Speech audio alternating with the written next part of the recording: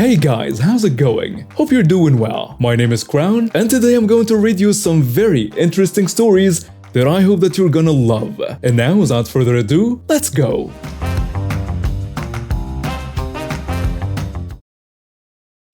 I started a new job driving a cab, mostly driving people to and from hospital and medical clinics. I'm really cool with people who I see on a regular, and I'm cool with workers and clients and places I go to frequently.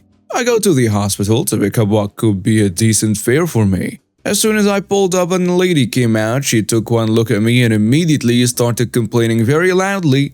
I was hella obnoxious. She roasted my cab and said it was an old dirty beat up jalopy. Whatever the heck that meant. Don't we have anything nicer? She wasn't deaf. She was just a jerk who wanted to scream and be difficult and try to embarrass me. Then a nurse was saying your insurance won't pay for any other transport, and she's trying to shove this woman into my van with Karen, screaming loudly, "See, I can't even get inside." Nurse is literally trying to shove her into the van. Yes, you can. The nurse says that. Finally, the straw that broke me was this woman looked at me and said, "Move your crap out of the front seat so I can sit there." I have a cooler that I just got with my first chick and bought water and soda for my riders so they can be comfortable and so I won't feel self-conscious about drinking while it's hot and they might not have anything. It sits up front because it slides around too much, therefore not safe for customers sitting behind me. If she had asked nicely, I would have bent over backwards to accommodate her. I put my hand out and asked them both to back away from my vehicle. I shut the door and told Karen, "Good luck finding a ride." And I bounced. I made a complaint about her and they noticed that that's not the first time a driver complained about her, and they ended up banning her. If she would have been respectful, I would have bent over backwards. She still might be at the hospital as far as I know, and that's hilarious to me. The ER was bustling as usual, with patients coming in with all sorts of issues. I was busy tending to a young boy with a broken arm when the Karen walked in. Karen was in her mid-40s with a demanding voice that echoed across a room. She approached the reception demanding immediate attention for what seemed like a minor cut on her finger. "I need a doctor now. This is an emergency," she screamed. The receptionist, trying to maintain composure, explained the situation. "Ma'am, we understand your concern, but there are more critical cases ahead of you. We will get to you as soon as we can." Karen was having none of it. "What? I demand to see a doctor right this minute," she yelled, causing a scene. Other patients started to look uneasy, but Karen continued her tirade anyways. As I finished with a young boy, I decided to intervene, hoping to defuse the situation. "Ma'am, I'm one of the nurses here. I understand you're upset, but we need to prioritize patients based on the severity of their condition." Karen turned her fury towards me. "You're just a nurse. Give me a real doctor, or I'll have your job," she threatened. Things took a turn for the worse when an elderly man was wheeled in, clearly in a critical condition. As we rushed to attend to him, Karen lost it. "This is ridiculous. I was here first. I'll sue this hospital for neglect." In her anger, Karen pushed one of the other nurses, causing her to stumble. And that's when security was called.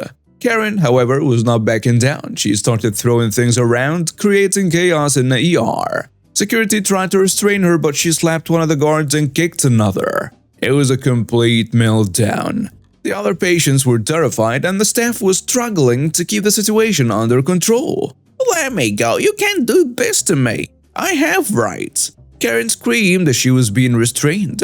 The police arrived shortly after and Karen was still shouting and resisting as they handcuffed her. "I'll have all of you fired. You'll see," she yelled as she was led out of the ER. I later learned that she was charged with assault and disrupting the peace. Working in an ER, you learn to expect the unexpected.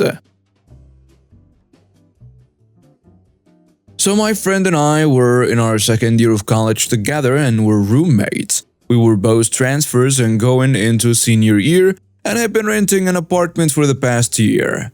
The two of us had lived with 3 other people the first year, but they graduated and moved out. The apartment had 2 rooms and a den with double doors that could be used for one person. We had 2 people in each room and 1 in the den. We needed to find people to replace our old housemates. And my friend knew a couple of people who were living together who wanted to move to a new place together. She talked to them and set everything up before summer, so that way during the fall, we would already have everything figured out. We signed a lease before summer vacation and everything seemed fine. One girl wanted to rent out the big room to herself and would pay full price for it. Let's call her Shireen. The other one would live in a den who I will call Harry. There would only be 4 of us instead of 5 the coming year, which we were looking forward to. However, over the summer, Shireen started having second thoughts about living with Carrie. Apparently, while living together, they had some issues. Shireen called my friend and I and told us that apparently Carrie had pushed her down the stairs while they were living together, and she bought pepper spray and a taser just in case. According to Shireen, one night they thought they heard someone trying to break into their apartment and were standing at the top of the stairs listening. And that's when Carrie told Shireen to go check it out. Shireen didn't want to go, so Carrie pushed her and Shireen fell down the stairs. We asked Carrie about this, but she said that while they heard suspicious activity and called the police, she never pushed Shireen down the stairs. My friend and I didn't know what to believe and ultimately told Shireen they'd have to work it out, since she was the one having doubts. We also told her that if she changed her mind, we'd need at least a month's notice. Shireen decided she still wanted to live with us and was okay living with the other girl, so we thought it was fine. Summer passes and fall arrives. Shireen is moving in. Carrie is planning on moving in a few days later. However, Shireen brings someone over to the apartment and starts showing her around. She apparently wanted a roommate and wanted us to sign the new person onto our lease with an addendum. But she hadn't talked to us about it before. Apparently, she still didn't feel safe with Carrie around and said she'd feel safer with a roommate. She told her potential roommate she hadn't known she'd be living with Carrie, even though the 4 of us had signed an addendum to put them both on a lease at the same time. My friend and I thought things were getting weird at this point and started feeling concerned. Unfortunately, our lease was going to expire soon and we needed to sign the lease renewal in a few days.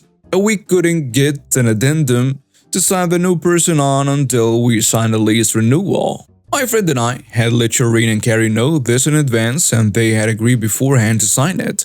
If we didn't sign it in time, we would have to start an entirely new lease, and the price would go up a lot, which we couldn't afford. So, if we didn't sign our new lease agreement in time, we would all have to find another place to live. Since school was about to start, it would have been hard to find another place to live so quickly. This wouldn't have been an issue, but then Shireen was afraid that Carrie would sign the new person onto the lease, and said she wouldn't sign the lease renewal if we didn't add her roommate first. We got pissed because she had never even asked us if we were okay with living with one more person, or let us know beforehand. And now she was risking everyone's place to stay to try and make us sign someone we'd never met onto the lease. We told Shireen we couldn't sign her roommates on before renewing the lease since we had to renew it so soon, which was the apartment's rule. She kept making more demands and told us that if we didn't do what she wanted, then she wouldn't sign the lease renewal and we'd all be without a place to live. She wanted me to observe a verbal agreement as a third-party person between her and Carrie, where Carrie would agree to sign the new person onto the lease after we signed the lease renewal. I told her I wasn't comfortable with this, and this is where the fun starts. Carrie seemed nice so far, and my friend and I were really uncomfortable with how Shireen was acting. She continued to move all of her stuff in while telling us her conditions. We wouldn't agree to any of them, not only because there was no way to meet them under the rules of our apartment complex, but also because we weren't going to let this girl control us like that and make us live with someone we didn't know if we wanted to live with. However, Shireen came up with a clever idea. She said that we could sign her off of the lease with an addendum, then sign the lease renewal with Carrie, and then sign her and her roommate back onto the lease. That way, she would have no chance of getting stuck on a lease without a roommate. My friend and I told her that we agreed to this, and told Carrie as well, who also agreed.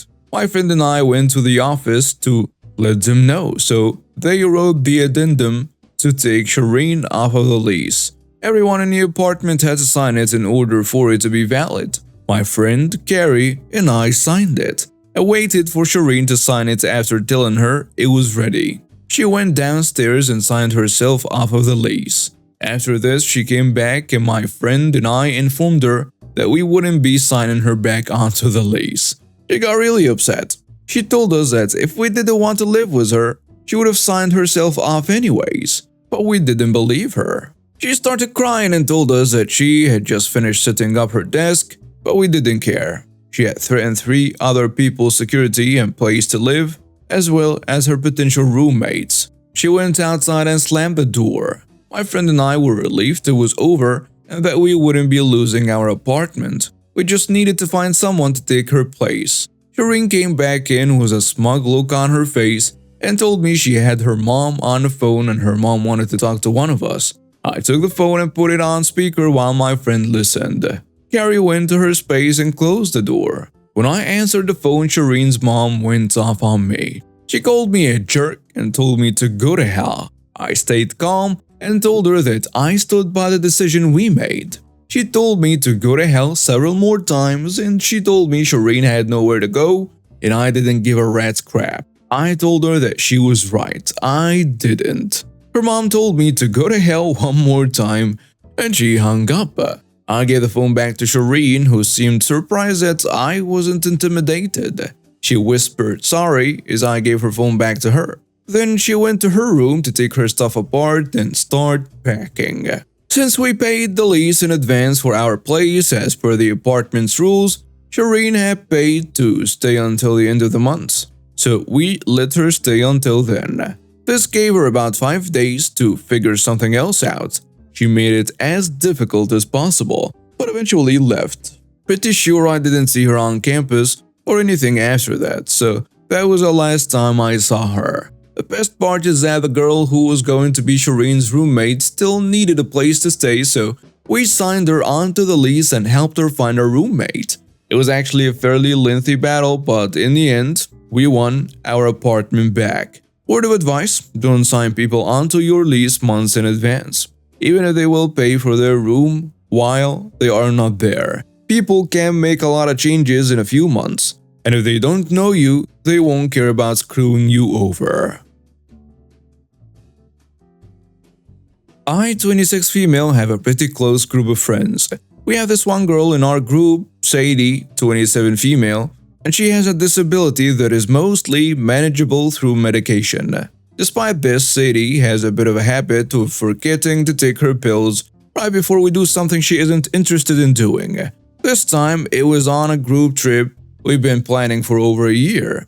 Due to how high the cost of the trip was, we each decided to take a day and plan an activity that the whole group would participate in. We also rented a van together to get to our destination, as that was the most ideal situation. The first issue Sadie came up when getting to our destination. Due to the length of the drive, everyone was going to be driving an hour to get to our destination. Right before it was Sadie's turn, she had a flare-up and could not drive. Our friend took over. The next morning, my friend had planned a tour of the town. We all reminded Sadie several times to take her medication, as this was an expensive tour and we did not want it to be cut short. Well, she had forgotten and the tour had to be cut short. And this is when I got genuinely upset because this was now my money being wasted. Throughout the week, she had flare-ups pretty often. The actual fight that led to this post occurred on my day though. The previous day, Sadie had no flare-ups. It was also her day to plan. This was because she had set alarms to take her medication regularly so that she would be okay. We all reminded her to please take her pills like that again.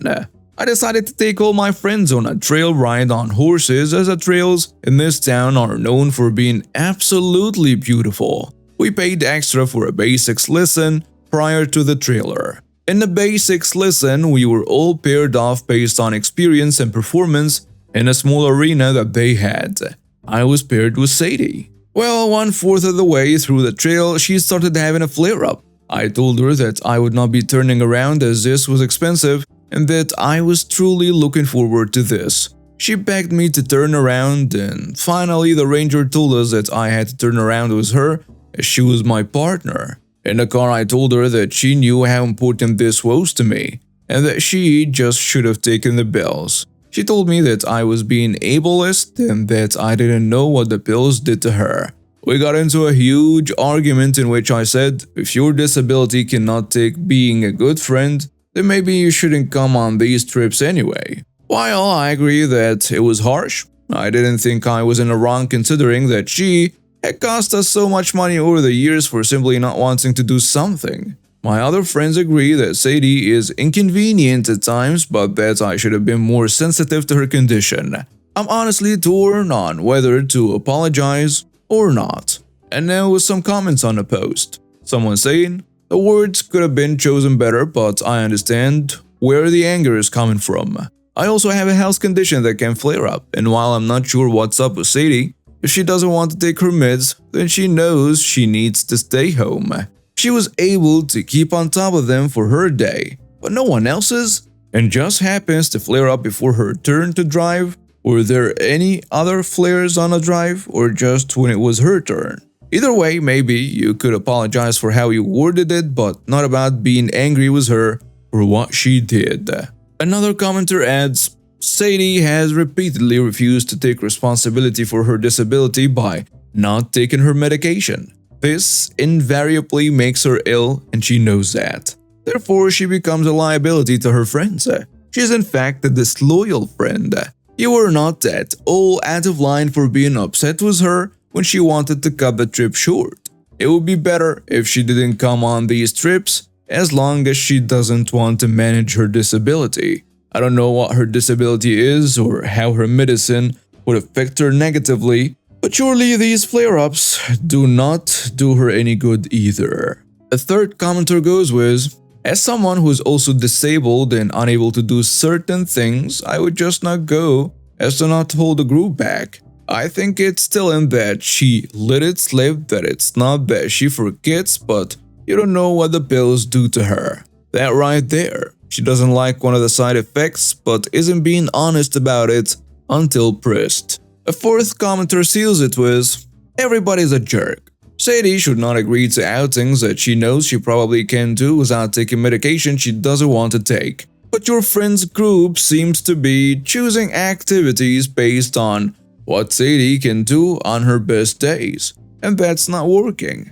If you want a vacation with Sadie in the future, I suggest either planning activities that either aren't strenuous, lying on a beach, not horseback riding, driving tours, not walking tours, or that have a clear exit plan for Sadie if she needs to stop early, or stop vacationing together, but choosing activities without regard for Sadie's disability and its typical impacts isn't working out well for anyone.